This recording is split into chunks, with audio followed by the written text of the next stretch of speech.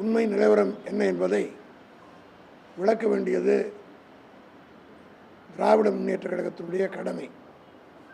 தலைவர் கலைஞர் அவர்களால் இந்த இயக்கத்தில் உருவாக்கப்பட்ட நாங்கள் எல்லாம் எந்த கேள்விக்கணை எழுப்பப்பட்டாலும் அதற்கு அவ்வப்போது பதில் சொல்லி பழக்கப்பட்ட இயக்கம்தான் திராவிட முன்னேற்றக் கழகம். இந்த கட்சி தோன்றிய நாள் முதல்.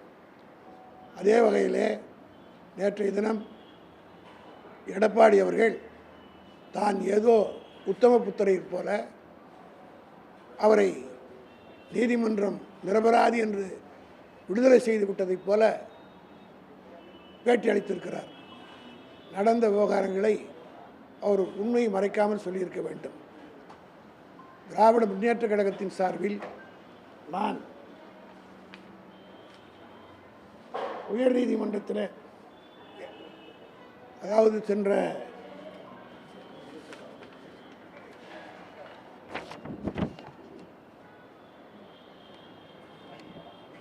அவர் ஆட்சியில் இருந்த காலத்தில் அவருடைய சம்பந்திக்கும் மற்றவர்களுக்கும் முறைகேடாக டெண்டர்களை கொடுத்ததில் பல்லாயிரக்கணக்கான கோடி ரூபாய் ஹைவேஸ் டிபார்ட்மெண்ட்டில் முறைகேடுகள் நடைபெற்றது என்று அதை விசாரிக்க வேண்டும் என்று விஜிலன்ஸ் அண்ட் ஆன்டி கரப்ஷன் அதற்கு புகார் கொடுத்தேன். ஆனால் அந்த புகாரை அவர்கள் விசாரிக்காத காரணத்தினாலே உயர்நீதிமன்றத்தில் வழக்கை போட்டு அந்த வழக்கிலே நாங்கள் புகார் கொடுத்தும் இன்னும் விசாரிக்கப்படவில்லை என்று சொன்னவுடன் நீதிமன்றத்திலே அந்த வழக்கு விசாரணைக்கு எடுத்துக்கொள்ளப்பட்டது. சென்னை உயர்நீதிமன்றத்தில் எடப்பாடி சொல்லுகிறார், சிபிஐ என்கொயரி நான் கேட்கவில்லை என்று உண்மை. அன்றைக்கும் நாங்கள் சிபிஐ என்கொயரி கேட்கவில்லை, இன்றைக்கும் சிபிஐ என்கொயரி கேட்கிறவர் தப்பு என்று சொல்லக்கூடிய கருத்தோடு தான் இதை நான் சொல்கிறேன். அவ்வளோ பெரிய வழக்கை நாங்கள் தொடர்ந்த போது நாங்கள் கேட்டதெல்லாம் நீதிமன்றத்தில் ஸ்பெஷல் இன்வெஸ்டிகேட்டிவ் டீம், அதாவது விஜிலன்ஸ் முறையாக விசாரிக்காத காரணத்தினால் தமிழக காவல்துறைக்கு உட்பட்ட எஸ்ஐடி எப்படி இன்றைக்கு சிபிசிஐடி இருக்கிறதோ அதே போல் எஸ்ஐடி என்பது ஸ்பெஷல் இன்வெஸ்டிகேட்டிங் டீம் என்று ஒன்று இருக்கிறது. அதன் மூலமாக விசாரிக்க வேண்டும் என்று எங்களுடைய கோரிக்கை வைத்தோம். அரசு தரப்பிலும் அவருடைய பதில் மனுவை போட்டார்கள். 2 பேருடைய வாதங்களை கேட்ட நீதிமன்றம் இது இந்த வழக்கு முறையாக விசாரிக்கப்படவில்லை, இதில் பல்வேறு சிக்கல்கள் இருக்கின்ற காரணத்தினால்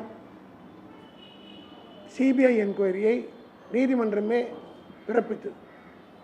நாங்கள் கேட்கவில்லை என்பது உண்மைதான். அன்றும் கேட்கவில்லை, அழுத்தம் திருத்தமாக நான் சொல்கிறேன். அன்றைக்கும் நாங்கள் சிபிஐ கேட்கவில்லை, இன்றைக்கும் கேட்கவில்லை. ஏனென்றால் சிபிஐ என்றால் என்ன என்பது எங்களுக்கு தெரியும்.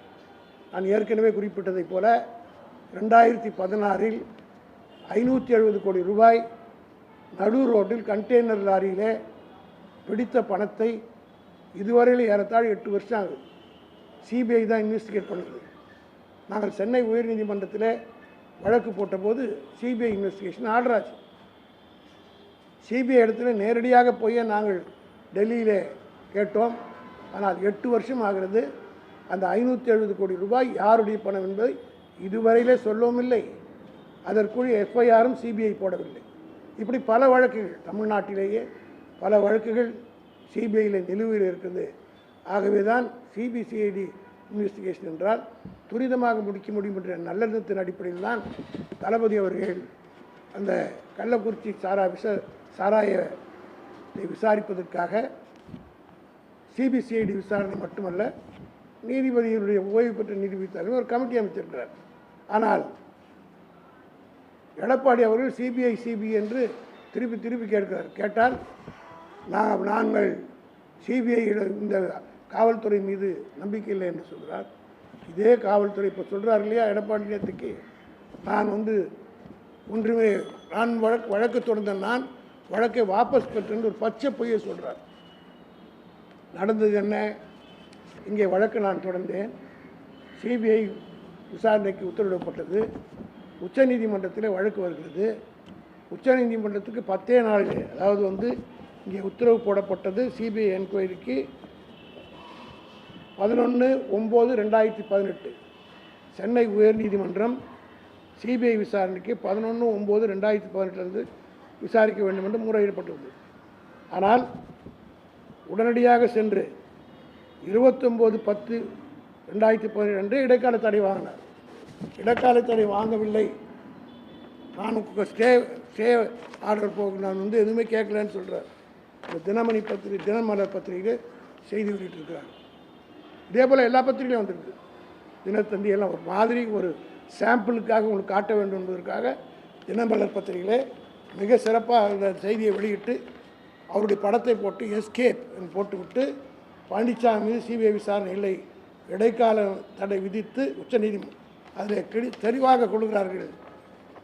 சென்னை உயர்நீதிமன்றம் பிறப்பித்த உத்தரவை எதிர்த்து முதல்வர் பழனிசாமி மற்றும் லஞ்ச ஒழிப்புத்துறை சார்பில் உச்சநீதிமன்றத்தில் மனு தாக்கல் செய்யப்பட்டன. தினமலர் பத்திரிகையிலே வெளிவந்திருக்கிறது. இப்படி பொய் செய்தி வெளியிட்டார்னால் தினமலர் மீது அவர் வழக்கு தொடர்ந்திருக்கோமோ, முதலமைச்சராக இருந்தவர் அரசாங்கம் சார்பில் போட்டிருக்கலாம். இதை மூடி மறைப்பதற்காக ஏதோ வருஷம் 4-5 வருடம் ஓடிவிட்டது என்பதற்காக நான் தடைப்பெற சட்டமன்றத்திலே எங்கள் தலைவர் இதை சொன்னார். அவசரப்பட்டு நீங்கள் போய் ஓடி போய் ஸ்டே வாங்கவில்லையா அந்த வீராதி வீரர் என்றார். உடனே அதற்கு முதலமைச்சரை பற்றி கீழ்த்தரமாக பேசுகிற எடப்பாடி கேட்கிறேன், வாங்கினீங்க இல்லையா? இது இங்கே தமிழ் பத்திரிகை மட்டுமல்ல, ஹிந்துவில் வந்திருக்கிறது.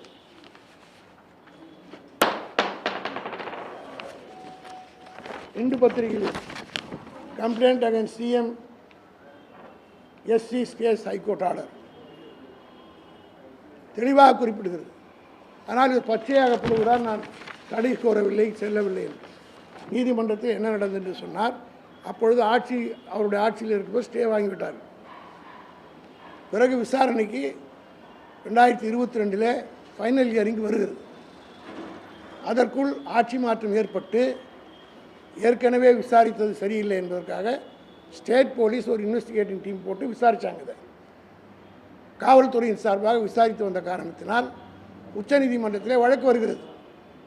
வழக்கு வந்தபோது ஒரே வழக்குக்கு 2 பேர் வழக்கு போட வேண்டிய அவசியம் இல்லை. ஏற்கனவே காவல்துறை போடாத காரணத்தினால் நான் ப்ரைவேட் கம்ப்ளைண்ட் கொடுத்தேன். ப்ரைவேட்டாக ஒரு கம்ப்ளைண்ட் கொடுத்தேன். அதனுடைய அடிப்படையில் சிபிஐ என்கொயரி ஆர்டர் ஆகிடுச்சு. இப்பொழுது காவல்துறையை அதை இன்வெஸ்டிகேட் பண்ணுற காரணத்தினால் ஒரே வழக்குக்கு 2 பேர் தேவையில்லை என்று நான் அந்த மனுவை திரும்ப பெறுகிறேன் என்று சொன்னேன். இது இப்போது புதுசாக நடக்கலை. ஏன்னா எடப்பாடிக்குன்னா வரலாறு தெரிய நியாயம் இல்லை. 1995ஆம் ஆண்டு ஜெயலலிதா மீது டான்சி வழக்கை சைதாப்பேட்டை நீதிமன்றத்தில் நான் தான் திமுக சார்பில் தொடர்ந்தேன். அதனுடைய வரலாறு உங்களுக்கெல்லாம் தெரியும். அந்த வழக்கை போட்டார் என்பதற்காக, வழக்கை தயார் செய்தார் என்பதற்காக சண்முக சுந்தரம் 32 இடங்களில் வெட்டப்பட்டு மருத்துவமனையில் இருந்தார். காரணம் என்னவென்று கேட்டால், அந்த 169 அதாவது ஒரு அரசு ஊழியர் செய்யக்கூடிய செயலை செய்தால் 169 என்ற ஐபிசியின் படி தண்டிக்கலாம். அதனால் வரை 2014க்கு பிறகு 2095 வரை அந்த செக்ஷன் கீழே எங்கேயுமே கோர்ட்டில் வழக்கு நடக்கலை. அந்த வழக்கை முதலில் நாங்கள் தான் சண்முகம் நானும் தான் சைதாப்பேட்டை கோர்ட்டில் போட்டோம். அது உடனடியாக ஏற்றுக்கொள்ளப்பட்டு ஜெயலலிதாவுக்கு சம்மன் அனுப்பிச்சார்கள். சென்னை ஹைகோர்ட்டில் போய் அதற்கு ஸ்டே கேட்டார். சென்னை உயர்நீதிமன்ற நீதிபதியாக இருந்த சிவப்பா அவர்கள் அதற்கு ஸ்டே கொடுப்பதற்கு மறுத்துவிட்டார். இல்லை, நீங்கள் கீழ் நீதிமன்றத்தில் வழக்கை நடத்த வேண்டும், ஸ்டே கொடுக்க வேண்டிய அவசியம் இல்லை என்று மறுத்தார். அதனால் என்னென்ன கஷ்டங்கள் எல்லாம் அவர் அனுபவித்தார் என்பதெல்லாம் எல்லோருக்கும் நாட்டுக்கு தெரியும். அதற்கடுத்து உச்சநீதிமன்றத்திற்கு சுப்ரீம் கோர்ட்டுக்கு ஜெயலலிதா செல்கிறார். நான் ரெஸ்பாண்டன்ட். அந்த அம்மையார் அப்பலட் அந்த அம்மா அவர் போடுறார். ஜெயலலிதா கேஸ் போடுறாங்க, அப்பீல் போடுறாங்க, ஹைகோர்ட் ஆர்டர் மேலே போகிறாங்க. அது நிலுவையில் இருக்கிறதுக்குள்ளாக ஆட்சி மாற்றம் ஏற்படுகிறது. ஆட்சி மாற்றம் ஏற்பட்ட பிறகு இந்த கவனமாக தயவு செய்து எடப்பாடியும் கேட்க வேண்டும், அதிமுகவினரும் கேட்க வேண்டும். நடந்தது என்ன? ஏன்னா 30 வருஷம் ஆகிப்போச்சு, எல்லோரும் மறந்து விட்டுறார்கள் என்ற அடிப்படையில் நேற்று வரலாறு தெரியாமல் அவர் பேசுகிறார். என்னை பற்றி கேவலமாக பேசுகிறார். 95 96 திமுக ஆட்சி ஏற்பட்டவுடன் காவல்துறையை விசாரித்து சிறப்பு நீதிமன்றத்தில் அந்த வழக்கு விசாரணைக்கு வருகிறது. உடனே ஜெயலலிதா சுப்ரீம் கோர்ட்டுக்கு போகிறார். ஜெயலலிதாவை சுப்ரீம் கோர்ட் என்ன சொல்கிறார் என்றால், ஏற்கனவே இந்த டான்சி வழக்கில் RS பாரதி வழக்கு போட்டிருக்கிறார், காவல்துறை எப்பொழுது போட்டிருக்கிறது, ஒரே காஸ் ஆஃப் ஆக்ஷனுக்கு 2 வழக்கு எப்படி நியாயம் என்று உச்சநீதிமன்றத்தில் கேட்டார். அந்த அம்மையார் மனு போட்டார். நான் போடவில்லை, ஜெயலலிதா போட்ட மனு. அந்த மனுவிலே உச்சநீதிமன்றம் எங்களை பார்த்து கேட்டது, உங்களுடைய கோரிக்கை வழக்கை போட வேண்டும் என்று காவல்துறையை போட்டு விட்டார்கள். இப்பொழுது அவர் விசாரிக்க போகிறார், நீங்கள் தனிப்பட்ட முறையில் இந்த வழக்கை தொடர வேண்டுமா என்று சுப்ரீம் கோர்ட் கேட்ட நேரத்தில் நாங்கள் சொன்னதெல்லாம், நான் வாபஸ் பெற்றுக்கொள்கிறேன், ஆனால் ஒரு கண்டிஷன், இந்த வழக்கில் ஏதேனும் நடந்தால் தொடர்ந்து நடத்துகிற உரிமை எங்களுக்கு இருக்க வேண்டும் என்ற கண்டிஷனோடு வித்ட்ரா வாங்கினேன். அதுதான் ஜெயலலிதாவுக்கு மிகப்பெரிய பிற்காலத்தில் விளைவு ஏற்படுத்துது என்பதை பழனிசாமி பக்கத்தில் இருக்கிறவங்க கேட்டு தெரிஞ்சுக்கணும். அப்போது என்ன ஆச்சுன்னா, வழக்கு இங்கே நடந்தது, தண்டனை கிடைத்தது. தண்டனை பெற்றவுடன் அந்த அம்மையார் தேர்தலில் நிற்க முடியவில்லை, வெற்றி பெற்று வந்தார். 6 மாதத்தில் ஹைகோர்ட்டில் அவசரமாக கூட்டி அந்த வழக்கை விசாரித்து, இப்போ சொல்கிறார்களவா ஹைகோர்ட் என்னை விடுவித்தது, அதே போல் ஜெயலலிதாவை அவசரமாக விடுவித்து விட்டார்கள். அப்பொழுது அப்பீல் போக வேண்டியது அரசாங்கத்தினுடைய வேலை. ஆனால் அரசாங்கம் அன்றைக்கு போகவில்லை. ஆகவே நான் அப்பொழுது கண்டிஷன் போட்டேன்ல, இந்த வழக்கில் ஏதேனும் நடந்தால் பிற்காலத்தில் தொடர்கிற உரிமை எனக்கு இருக்க வேண்டும் என்ற கண்டிஷனோடு நான் வித்ட்ரா வாங்கினதுனால சுப்ரீம் கோர்ட்டுக்கு ஜெயலலிதா மீது நான் அப்பீல் போனேன். அப்பீல் அகைன்ஸ்ட் அக்யூட்டல் சுப்ரீம் கோர்ட்டுக்கு போனது பிறகுதான் ஜெயலலிதா அவர்கள் தான் வாங்கிய டான்சி நிலத்தை சரண்டர் செய்கிறேன் என்று சொல்லிவிட்டு மிகப்பெரிய கண்டனத்துக்கு ஆளாகி அந்த வழக்கு முடிந்தது என்பது பழனிசாமி தெரிந்து கொள்ள வேண்டும். அதே போல்தான் இந்த வழக்கிலே உச்சநீதிமன்றத்தில் ஒரே வழக்குக்கு 2 பேர் தேவையில்லை. என்னுடைய கிரீவன்ஸ் எல்லாம் போலீஸ் விசாரிக்கணும். இப்போ போலீஸே வழக்கு போட்டுடுச்சு. ஆகவே நான் இதிலிருந்து விலகி கொள்ளலாமா என்று கேட்டபோது, வேண்டாம், நீங்களும் கீழ்கோர்ட்டுக்கே போய் இதெல்லாம் நாங்கள் சுப்ரீம் கோர்ட் முடிவு செய்ய முடியாது, கீழ்கோர்ட்டே முடிவு செய்யட்டும் என்று சென்னை உயர்நீதிமன்றத்தில் அந்த வழக்கு மீண்டும் விசாரணைக்கு வந்தபோது வாதங்களை கேட்டு என்ன செய்தார்கள் என்றால், அந்த சென்னை உயர்நீதிமன்ற நீதிபதி காவல்துறையினை ஏற்கனவே விசாரித்திருக்கிறது, அவர்கள் விசாரணையெல்லாம் முறையாக தான் இருந்திருக்கிறது என்று சொல்லி இவரை விடுவித்து விட்டு இன்னொரு உத்தரவை எனக்கு கொடுத்துருக்கிறார். இதுதான் ஸ்பீக்கிங் ஆர்டர். இது மருந்து அப்படியே கன்வீனியண்ட்டாக எடப்பாடி மறைச்சிட்டார். நான் தான் அந்த வழக்கை போட்டிருக்கிறேன். பெட்டிஷனர் RS பாரதி, நான் போட்ட வழக்கில் தான். Respondent director of vigilance and Edappadi. அதில் ஃபைனல் ஆர்டர் என்ன போடுறேன்னா, the only appropriate remedy in law for the petitioner will be under section 156(3) of the code. The law of this code issue is too well settled. அதாவது இந்த வழக்கை RS Bharathi தனிப்பட்ட முறையிலே நடத்தலாம். ஃபுல்லாக வெளியில் வந்துட்டாருன்னு சொல்ல முடியாது. காரணம், போலீஸினுடைய இன்வெஸ்டிகேஷனை வச்சுட்டு க்ளோஸ் பண்ணிட்டார். சாட்சிகள் கூண்டில் ஏறி சாட்சி சொல்லி குறுக்கு விசாரணை செய்து நிரபராதி என்று அவர் விடுதலை செய்யப்படவில்லை. அதற்காகத்தான் நீதிபதி இன்னொரு கிளாஸ் போட்டு கொடுத்துருக்கார். RS பாரதி தனிப்பட்ட முறை இந்த வழக்கை நடத்தலாம் என்று.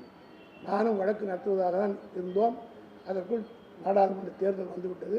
எப்படி ஜெயலலிதாவை வாய் கொடுத்து விட்டு வம்பிலை மாற்றிக்கொண்டு அன்றைக்கு டான்சி கேஸில் மாட்டினாரோ அதுபோல் இப்போ எடப்பாடி பேசியிருக்கார்.